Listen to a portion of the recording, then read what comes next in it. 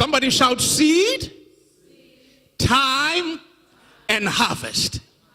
Now, I am sowing a tomato seed. And then there is then time for that tomato seed to come. And then this is the tomato seed. So there is seed, there is then time, and there is then harvest. That Jesus himself, Jesus came onto earth as a seed. And then when he died, that was the time. And then when he died on the cross and he resurrected, you and I became the harvest.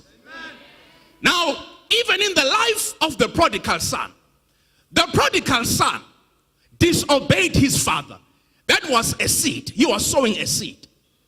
Then he went out and he spent the money. That was his time. And then he ended up in the pig's pen, living jenge para. That was his harvest. But I also said to you that I said, you can change what you reap by changing what you sow.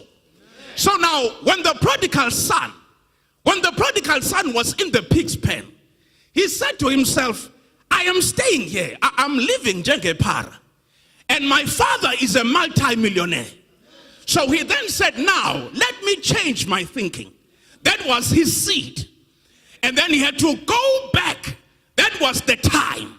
And then he was received by the father. That was the harvest. But now, here is the problem now.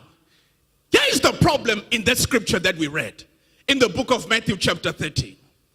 It says there that there was a man who sowed a seed. There was a man who sowed a seed. And the interesting thing is that when it came time for the harvest, the seed that they sowed was not there. What they harvested was tares. So this makes me to understand that Satan is very strategic.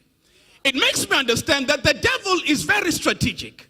It makes me to understand that the devil does not mind when you sow the seed.